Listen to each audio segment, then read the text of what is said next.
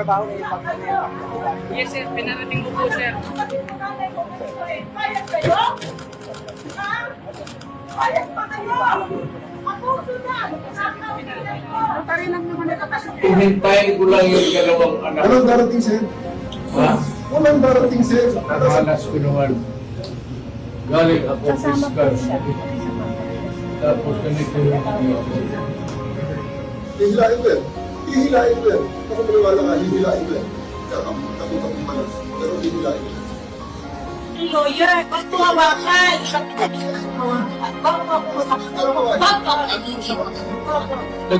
yung mga Huwag mo hawakan yung nanay ko! anong kasalanan mo? Hindi! Huwag isa tayo bata. Akin na yung anak ko! Akin na yung anak ko! Akin na! Kalikat dito na.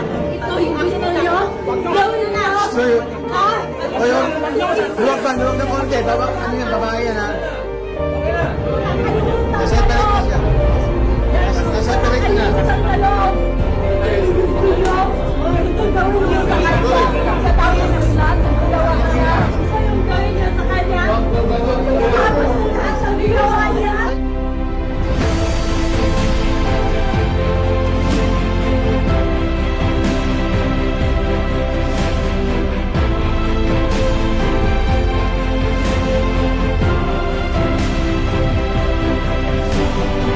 There is a time to be great, kagaya ko.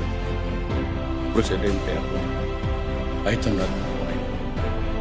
But there will always be a time that I will be nobody.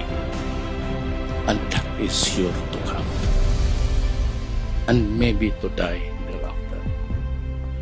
I am a worker of government together with these guys here. We are working and we work for you.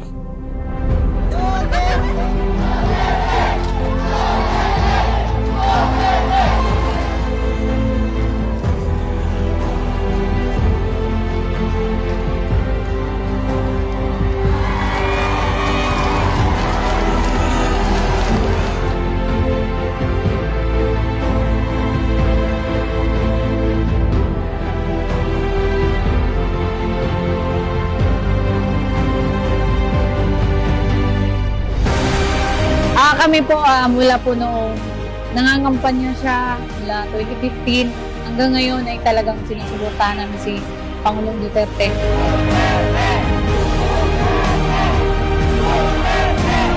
Mahal na mahal ka namin. Kahit hindi nyo kami kilalang personal, iba-iba yung naidulot ninyo. Alam nyo kami, bilang kami mga maliliit na tao, mga normal na Pilipino, mga Pilipino na nasa laylayan na totoong nakakaranas po ng hirap na buhay, yung mga taong totoong naging biktima doon ng droga. Sa PRRD, hindi kami natatakot lumaban. Love you, Tatay Digo!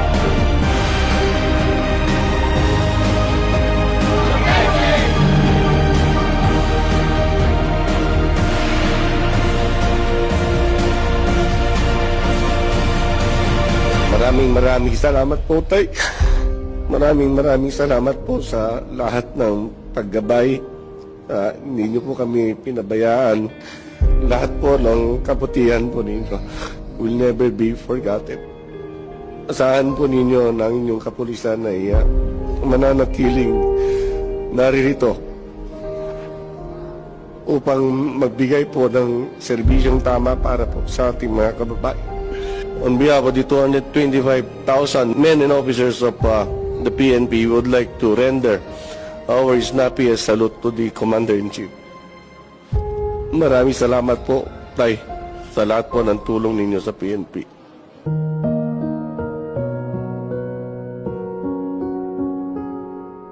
Hihilain ko yan. Hihilain ko yan. Ako maniwala ka, hihilain ko yan.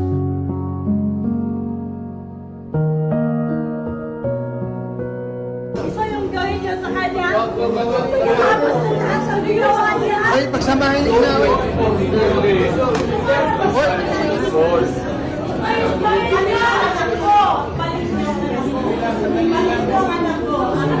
Ito ba yung parang nagagalit? Hindi naman kasama yun eh. May sasabihin na.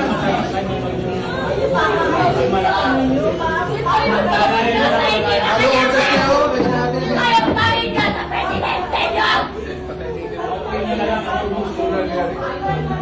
Sinuko na lang.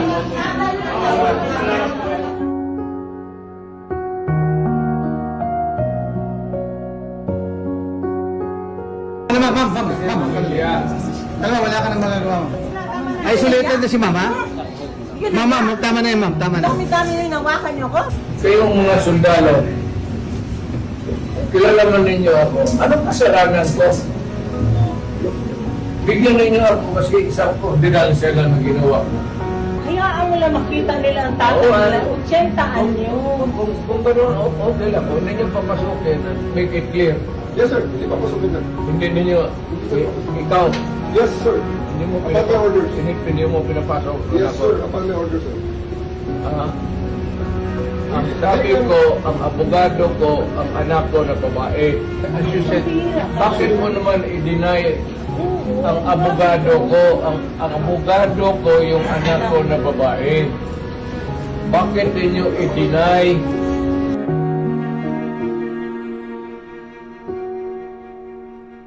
Lawyers are witnesses. You can always find me. You have to kill me. It's not our intention. You have to kill me to bring me to Hague. It's not our intention, sir. It's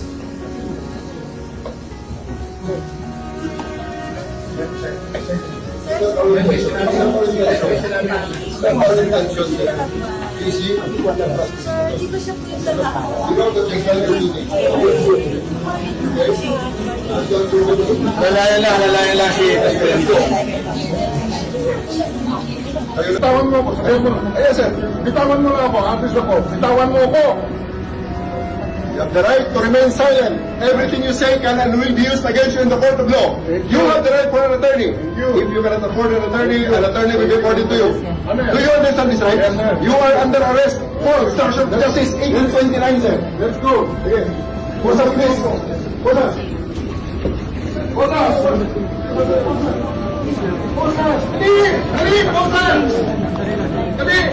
To the less legally inclined, it was a pure and simple kidnapping. Kayong mga kriminal na kapasok sa pulis.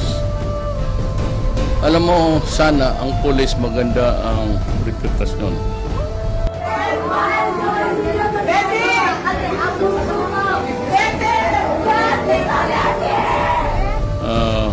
They have improved on their image a lot. Tumaas na yung respeto ng taong bayan sa ating mga pulis.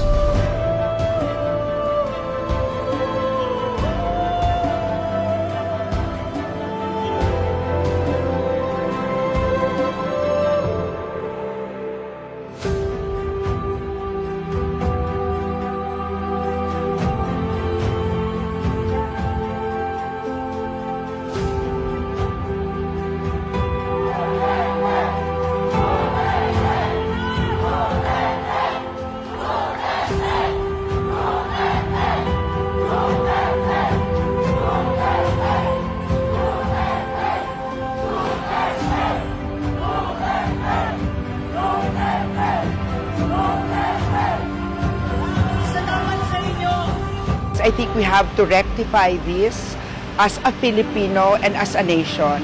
I am a citizen of this country, a former president, and you show me a piece of paper and you ask me to go with you. Where are you bringing it? I'm bringing you to the Hague, sir, the Netherlands. The decision has been made. I'm sickly. You have to determine first if I am fit for travel.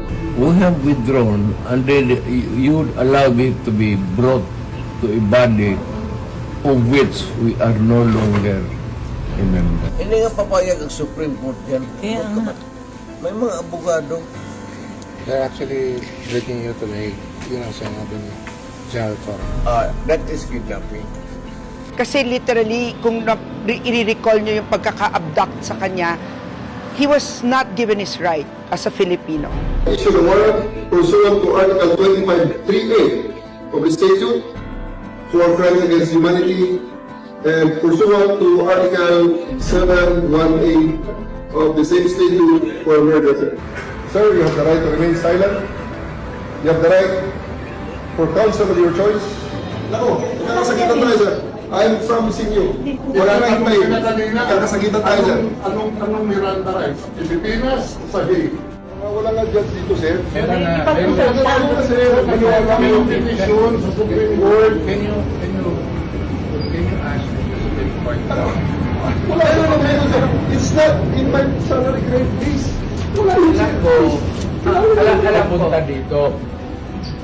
Sir President, hindi darating yun. Kasi hindi mangyayari. Bigyan mo ng pagkakataon. Kasi ayaw na mangyayari yun. Magdadala ng gamit. Ayaw niyong makasukin. Ayaw niya mapasugin. Grabe, deprivation naman. Abuso naman yan. His rights were read. He was brought to the holding area. He asked for lawyers. We provided and gave them access. Hindi ninyo, ikaw, Yes, sir. hindi mo Upon my orders. hindi mo pinapasok. Yes, sir. Upon my orders, sir.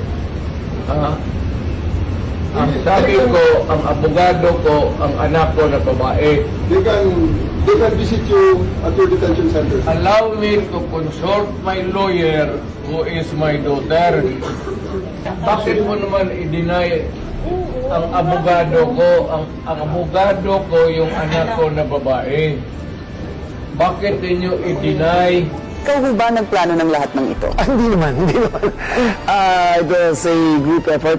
Secretary Chuboro was there. Secretary Amiong was there too. And the President and I. Lumabag ba ang gobyerno sa proseso sa arrest proceedings of the custodial state? Article 59 of the ICC, the arrest proceedings in the custodial state, paragraph 2, a person arrested shall be brought promptly before the competent judicial authority in the custodial state. Dapat po ata dinala muna si Duterte sa isang judge or hukom sa Pilipinas. Wala nga judge dito, sir. Meron na. Wala, sir. Maniwala mo yung decision sa Supreme Court. Can you ask the Supreme Court? Wala na meron, sir. It's not in my salary grade list. Ako, pag nagkasala, you prosecute me in Philippine courts with the Filipino judge, the Filipino prosecutor, at magpakulong ako dito sa bayan ko. Isn't this an admission somehow that we don't trust our own judicial system to function or give a fair verdict? The wheels turned slowly here in the Philippines, and they were gathering evidence, and they were about to file a case. There was no case on court. We were investigating. Legislative branch makes the law. Judicial branch interprets the law. The president breaks the law. 13 years old pa lang ako, pero mulat na ako sa realidad ng buhay na to. Sa tingin niyo, tama ba ang ginawa niyo kay Tatay Digong?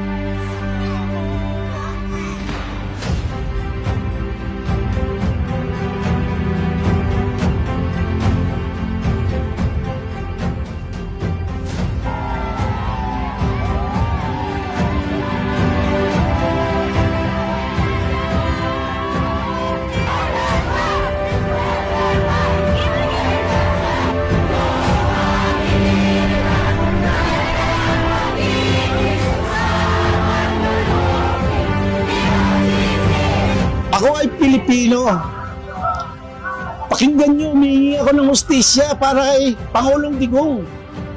Kawawang ating Pangulo. Maging isang taon na si Tatay Digong sa dahig, hindi pa sila nagde-decide kung illegal ba o illegal yung ginawa ng administrasyon na to. Kasi alam naman natin na wala talagang jurisdiction ng ICC sa atin dahil tumiwalag na si Digong Gan.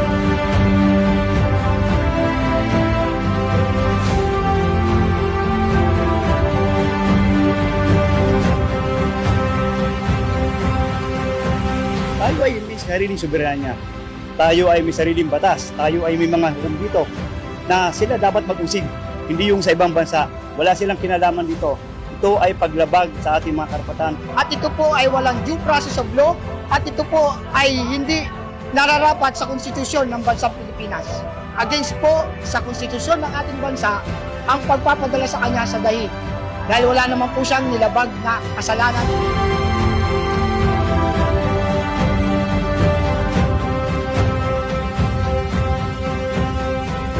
We're We're praying that they hear our petition. We expect na after itong campaign na to is totally makapag-decide ng Supreme Court. Nabigyan nila ng tindig, bigyan nila ng atensyon ang pinail na habeas corpus ng mga anak.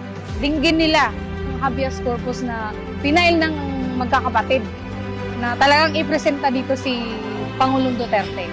Dapat sila ang manindigan na ipaglaban ang karapatan ng ating dating Pangulong Best President Rodrigo Roa Duterte.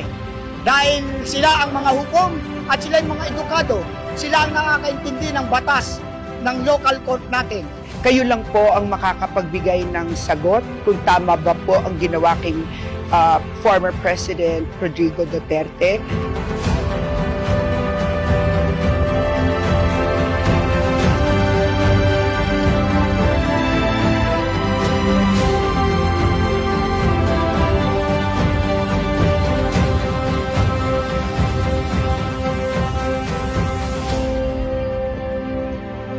Supreme Court, we demand accountability for our country. You cannot be turning a blind eye to your own country. I don't understand why you would do this. Sa Supreme Court, kami po ay nakikiusap at nananawagan. All we want is accountability. And sana, para hindi na rin po maulit. Supreme Court, we demand accountability. Supreme Court, we demand accountability. Supreme Court, we demand accountability.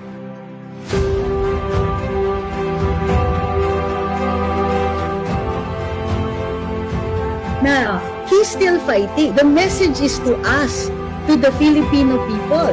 He's fighting for the wrong, the grave wrong that has been done to him. He, himself, his voice, his letter, his signature have been able to curdle all of the bars the ICC has put into him. It's as though he got out of jail just to tell us, fight for me. To fight for me, you need to fight for Inday. Ako ay isang Pilipino, humihingi ng hustisya para kay Rodrigo. Ako ay Pilipino, humihingi ng hustisya para kay Rodrigo. Ako ay Pilipino, humihingi ng hustisya para kay Tatay Digong Rodrigo Roa Duterte. Panindigan niyo po ang katotohanan. Kayo po ang makapangyarihan at pinakamataas na hukuman sa bansang Pilipinas. Yan po ay aming pakiusap.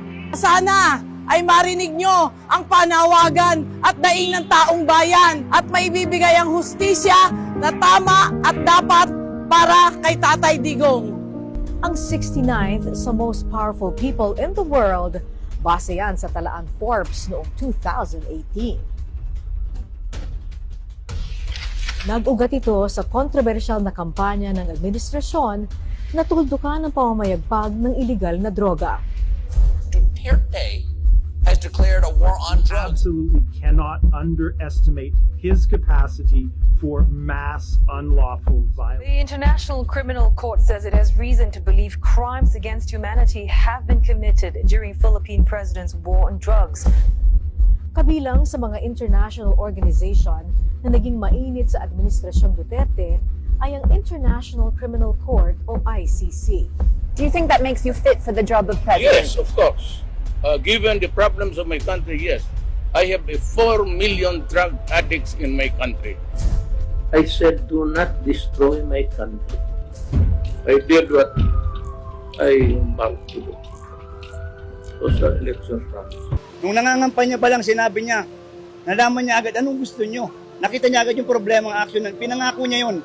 Hindi pa umuupo si PRRD, may mga umiikot ng papel sa barangay kung sino ang mga nagdodroga, kung sino ang nagrarasyon ng droga, kung sino nagpapalakad ng droga, sistema ng droga sa bawat barangay. Well, the one reason why I supported PRRD before is because I am in favor of his war on drugs. Because anywhere in the world, menace ho talaga ang drugs. And even before, when I was still a counselor in San Juan, perennial problem na po namin ang droga. Gusto kong kalabanin lahat na gumagamit ng droga, lahat ng sumusuporta po. And also, the story behind po, kaya sumusuporta po ako sa war on drugs, yung kapatid ko po is, nung bata siya, hindi niya po alam na siya pala ay ginagamit para ma-deliver ang isang droga. Hindi niya alam. So, nung nalaman po niya yun, nag-stop po siya. So, binugbog po siya ng drug addict. Hanggang ngayon po ay galit na galit ako sa kanila. Part of the legacy of our President, soon, Mayor Duterte, na linisin ang Pilipinas. Bali po, para makaambag din ako, I'm starting to help myself out of drugs today. Kasi po, pag wala po kami mga consumer, wala din po ang mga pusher.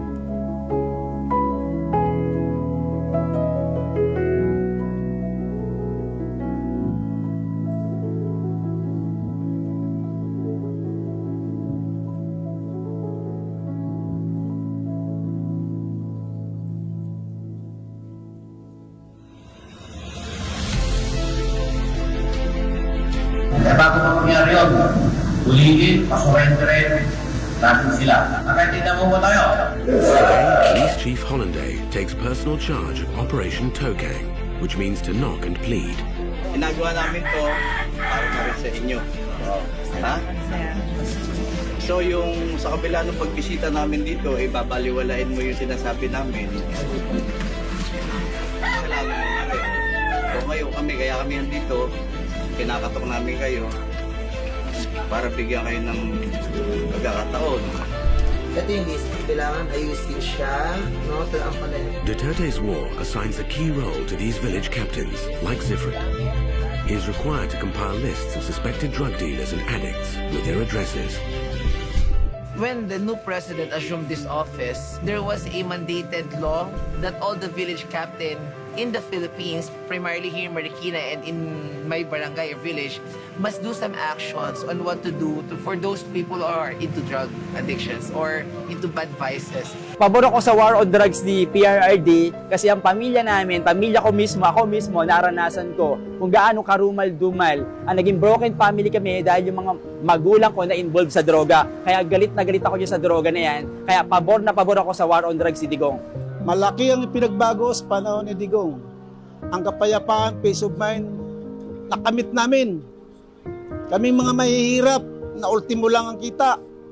Natikman namin ang pinagpagura namin. Especially kapag madaling araw, wala na po kami pangamba na kami mapapahamak. Talagang nagbabantay 24/7 ang ating mga kapulisan bilang pagsunod sa utos ng ating Pangulong Duterte. Well, the war on drugs of the former president, I was very much in favor of it. Let's admit, it wasn't perfect, but there was an attempt to do something about the pernicious and pervasive negative effects of the use of illegal drugs. It's a business. Pabor, napakalaki na naitulong ng war on drugs na yan. Pinakamaliliit na street sa bawat parte ng Pilipinas ay natulungan. Umangat, gumalaw ang pamilyang Pilipino dahil sa dati nilang mga problema na aksyonan. Napakalaking naitulong ng war on drugs. Nagkaroon ng takot ang kriminal, ang drogista. Nagkaroon masaya yung mga pamilyang Pilipino na may kasamang drogista sa pamilya. Yung mga magulang na namumroblema sa anak, sa apo, sa asawa, ang laki na tulong ni PRRD. Sa aming ama at sa ating amang lahat naniniwala kay PRRD na siya ay mabuting tao. Ginawa niya lang ang kanyang trabaho. Ginampanan niya lang yung pinangako niya. Wala akong problema. I can rot in prison for my country. Hindi dapat dinala sa ibang bansa ang Pilipino. Dito siya dapat litisin sa bansang Pilipinas. Prosecute niyo ako, i-detain mo ako, pakainin mo na ako, patulugin mo ako. You file charges, the worst charges that you can imagine, do it. But dito sa Pilipinas. Pabor pa rin ang karamihan sa mga Pinoy sa kampanya ng pamahalaan laban sa iligal na droga. Sa survey ng SWS sa second quarter ngayong taon, may net satisfaction rating ito na plus 65 kung saan 78% sa mga sinurvey ay nagsasabing satisfied sila sa kampanya.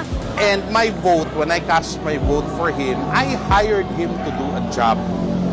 And I must say he was a very good employee. He did his job very well. There is always time to be merry, happy, and a time to be sad. A time to be healthy, strong, but as sure as the sun will rise in the east, we will get old and get weak and sick. And a time for war, and a time for peace, and a time to be born, and a time to die. Well, I can only promise you what government can do in times like this. We all share the grief.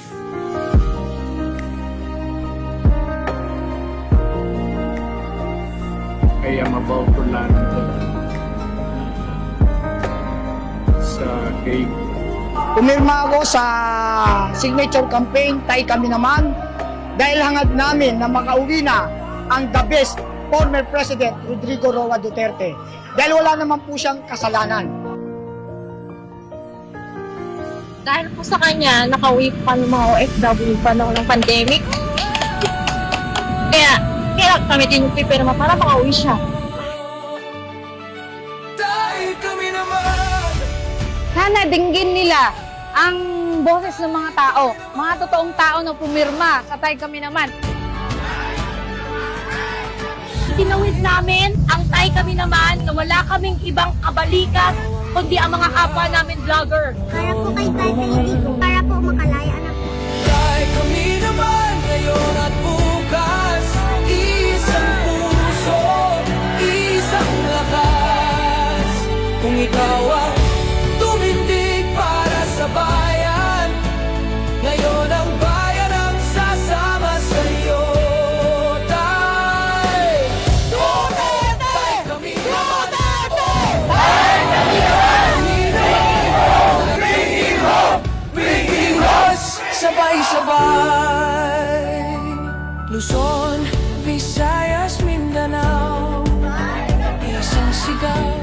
Nilibot namin ang buong Pilipinas. Yung mga kasama po namin dito, naglaan ng kanilang oras, naglaan ng kanilang panahon, pera, para ipaglaban kung ano ang tama.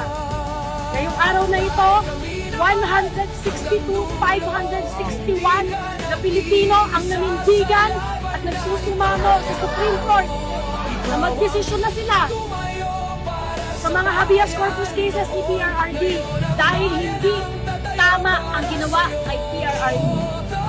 Well, pumirma po tayo rito, gaya ng mga ibang ordinaryong Pilipino na nalungkot sa pagkidnap nila kay Tatay Digong.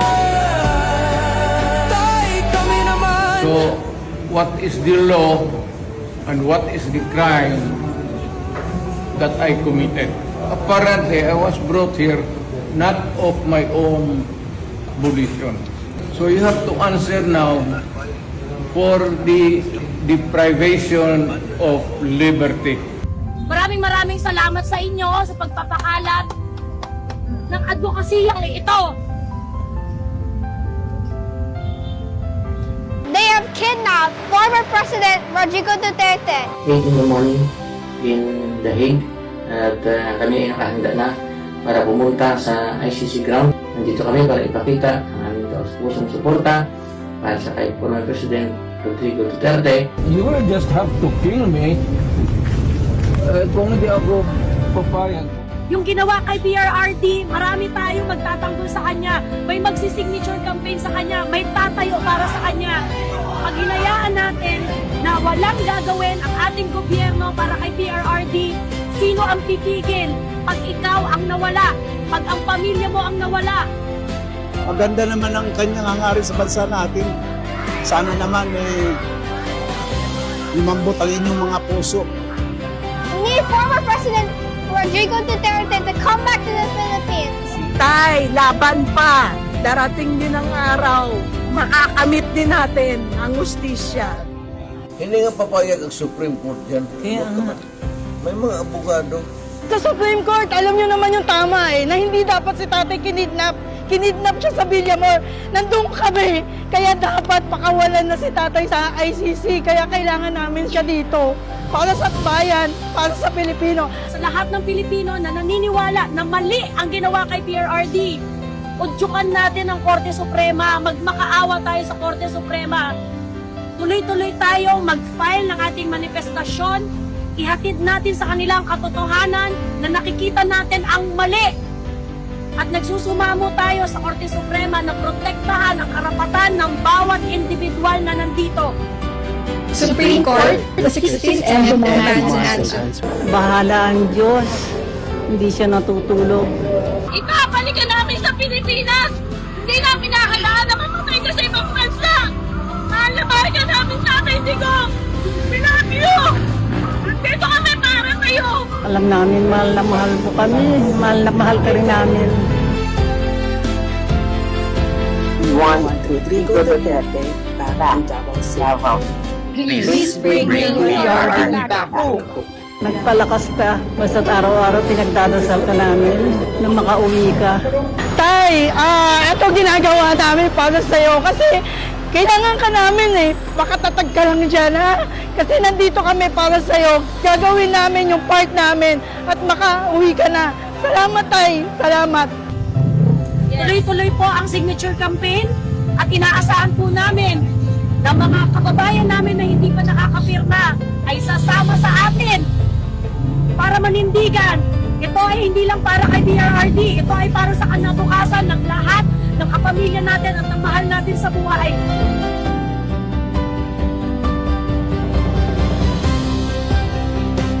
Ini-invite ko po kayo na pumirma po at samahan po ninyo kami dito sa campaign na to, signature campaign, kay kami naman. From Discord to Twitter to Facebook, represent the Filipino people who truly love you around the globe. Gagawin ang lahat, mapawi ka lang. Kaya tay, kami naman.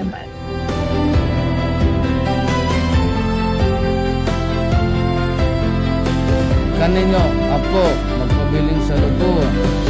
I will remain your